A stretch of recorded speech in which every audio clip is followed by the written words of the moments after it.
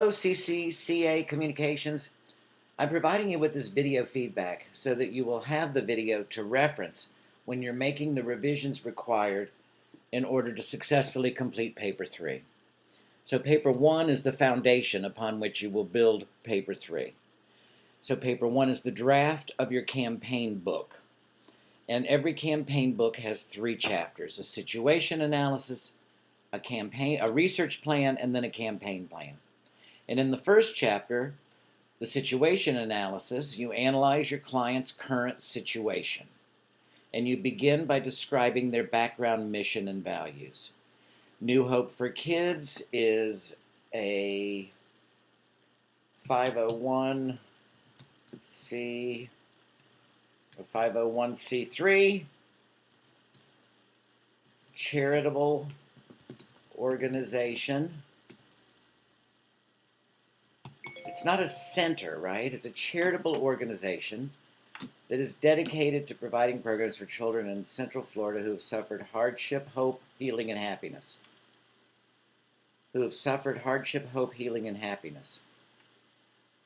Really confused here. Background, mission, and values should describe your client's background, mission, and values. You want to answer the big 6 questions. What is it? It's a charitable, nonprofit organization. That's what it is. What's its mission? Well, when I looked on its website, here's what I found, right? The fact sheet, a 10-page document.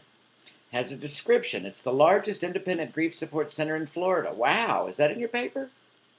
We are also one of the oldest wish-granting organizations in Central Florida. We concentrate on children. And here's the mission, right? Okay, so we've got, what is it? Now, where is it? Where's its address? Where's its location? When is it? When was it founded? This is the mission for the grief support program. It's not the mission for New Hope for Kids. These are not APA citations. I don't know what those are, but they're not APA citations. We've described what the organization is.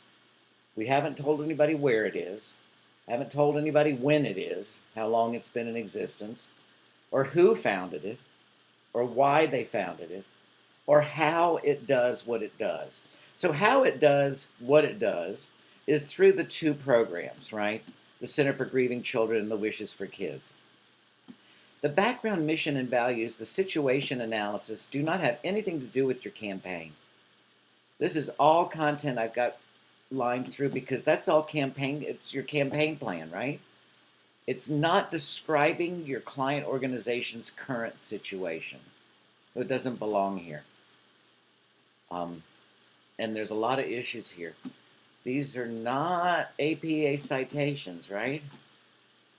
And then in some places you talk about Make-A-Wish, which is really confusing.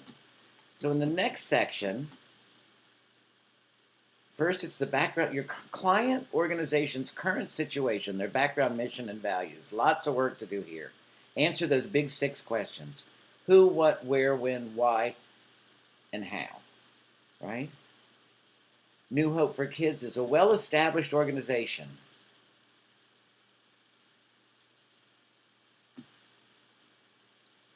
Make-A-Wish is a whole separate organization, right?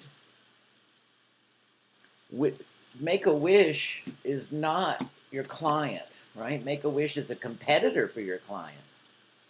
New Hope for Kids. Okay, let's see what we get here when we go to their website. And don't limit your research just to their website. You can get all kinds of information from Charity Navigator and other organizations. So we have the Center for Grieving Children and the Wishes for Kids, right? It's not Make-A-Wish. That's a whole different program. I don't know what you're doing here.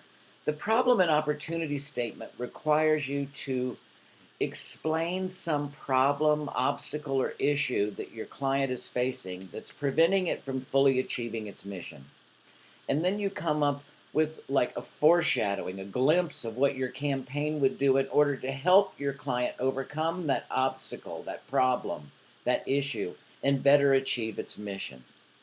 You need to perform a SWOT analysis. This is your client's current situation. Has nothing to do with the Make-A-Wish organization. Has nothing to do with what you believe. Never write what you believe. When you start writing, we believe and we think and we feel, you're writing a first-person reflection piece on an idea for a campaign. So let's see how many times you use first person here.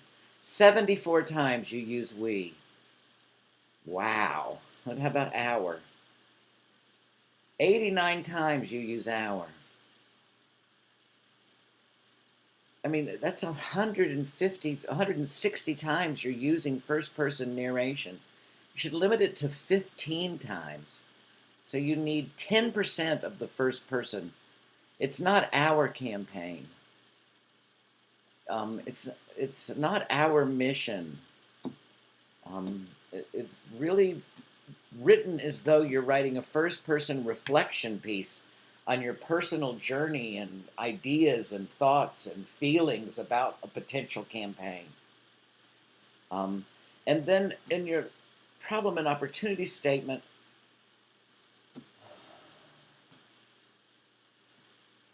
okay, so you do some of this here, right? And that's okay. Make-A-Wish America.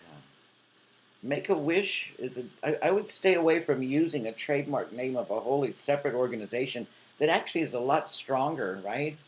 And a lot better known than New Hope for Kids. Make-A-Wish is a whole separate organization, right? I wouldn't use Make-A-Wish because yes, it's a whole separate organization. There's one in Orlando, right? Central and North Florida. It's actually in Maitland too. It's actually not far from New Hope for Kids, but it's a separate organization. It's not New Hope for Kids. We believe, we feel, we think. Nowhere should appear. Your research plan. So the secondary research report, we have found in our independent research, no. It's not independent research, is it? Did you conduct this research? As well as the most populated times for Instagram are in the mornings between, wow, is this awkward?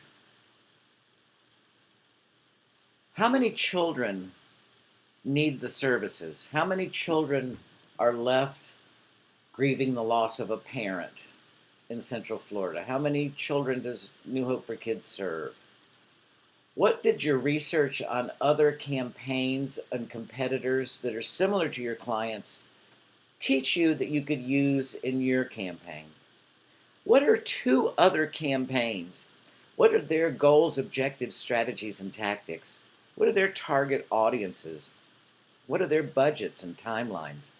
And what can you learn from those campaigns to make your campaign stronger? Especially a campaign on Instagram. Hashtags such as #love and #hope are so generic. I mean, that love and hope could apply. It could apply to a child's love for his animal, a mother's love for her child. It's wildly generic, and considering there are billions of posts on social media every day, it just seems outrageous that you would think that #love would lead people to associate that with New Hope for Kids. And again, you're talking about what you would do in a campaign, not so much talking about what you learned from other campaigns or the needs or the audience that New Hope for Kids serves. Publics and stakeholders, who's the target audience for this campaign? You talk about the audience, the client base that New Hope for Kids serves. Nowhere do you talk the people of the greater Orlando area. Really? All of them? All 3 million of them? This is really a problem here. Is that who's on Instagram and that might be in any way interested in New Hope for Kids, much less considering volunteering or donating? the target service audience for New Hope for Kids has nothing to do with the audience for your campaign. Who is your audience? What are their demographics? What are their ages, ethnicities? What are their income levels? What are their locations? Be very specific. And then what are their psychographics? What are their values? What are their beliefs? What's important to them so that they would be likely to engage with your content on Instagram or to volunteer or donate to New Hope for Kids? There's nothing here that tells us any of that. And for some reason, the indentation here got strange, right?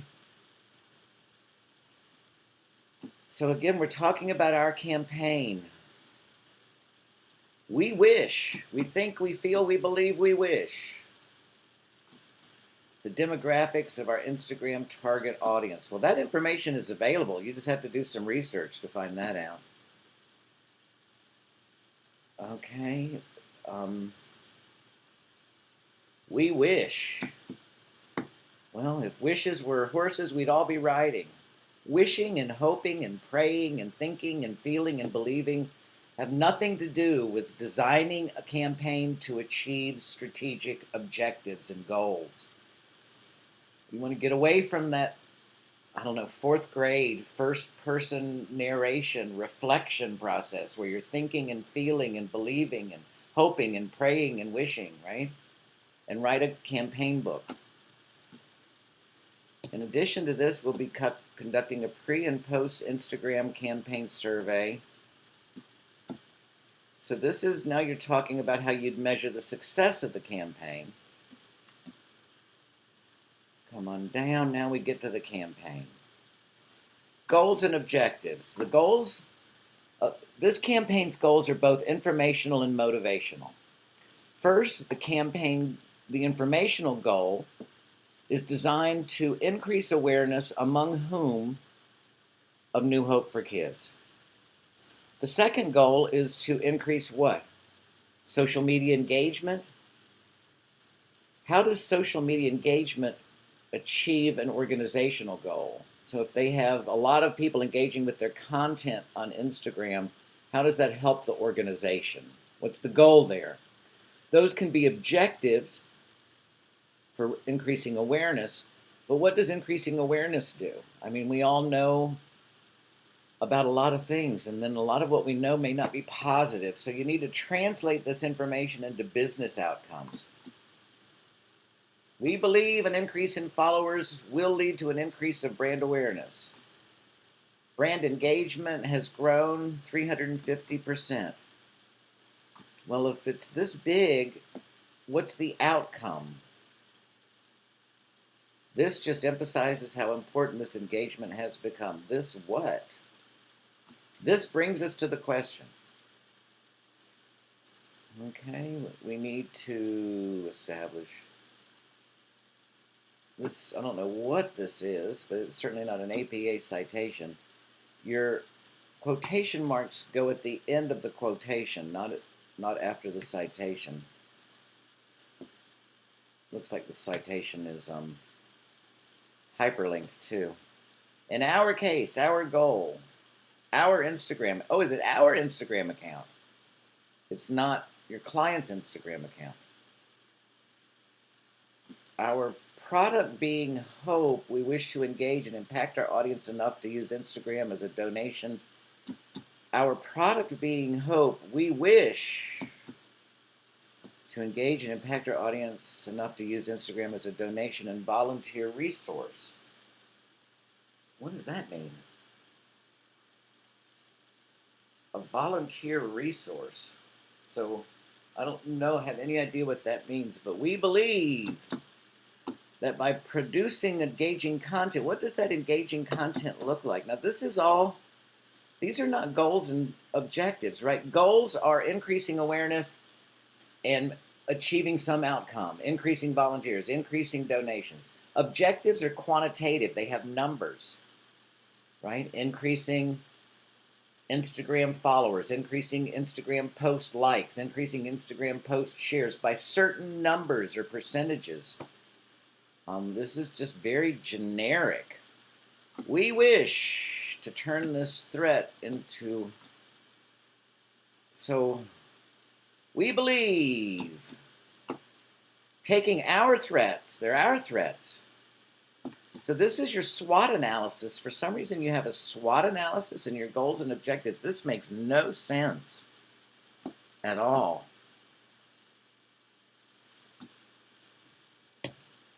Theoretical framework, social influence,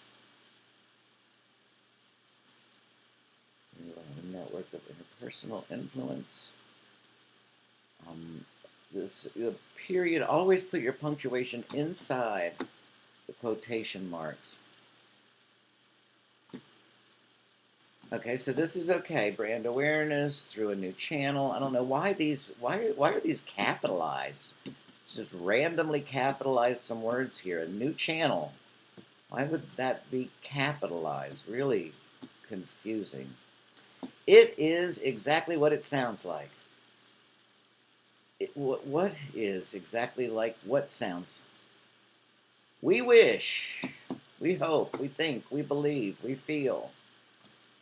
Journal of Computers would be, I don't know what, so the parentheses, I mean the quotation marks go here.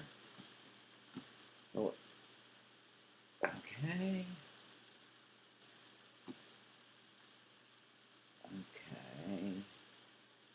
Now your strategies are broad statements. Based on these theories, what are the messages? What are the themes? What are the channels that you'll use to reach your audience? And how will those messages and themes leverage your audience's values and motivate them to take some action? What kind of content will be in the images posted to Instagram? What will the words be in the captions or the hashtags? And now, okay, so strategies 106.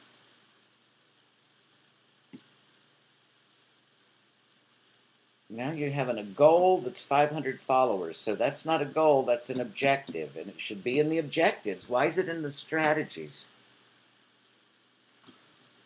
What's the themes of the messages? The content of the images, the words that'll be used, that'll effectively achieve your goals based on your theories. And this is one sentence that's, I guess, a paragraph. And we have weird capitalization issues. Your tactics describe what content will be posted on what channel, on what day, and at what time. When will this stuff be done? You describe specifically in your timeline. So every day between November and April 21, what's going to happen on your campaign? Oh, so now you've got fundraisers. So it's not just social media. Okay, this content can't just suddenly appear in the timeline. It has to be throughout your campaign. Art of the Vine Festival fundraiser. That's just suddenly in the timeline. Well, when you need to say when everything will happen over every day of the campaign. How many hours will it require someone to post this content and create this content? How many hours will it require in your budget? It can be not just money, but also man hours required, right? Weird spacing going on here. Measurement and criteria. Now you go, in order to evaluate whether or not we achieved our objective by 20%, accomplished our objective, this doesn't make any sense. This has to go back to your objectives. Just a lot of work to be done here, folks, at CCCA Communications. Your bibliography looks pretty good. So that's good. But you got a lot of work to do. Let me know if you have any questions, and I urge you to meet with me. We can go over your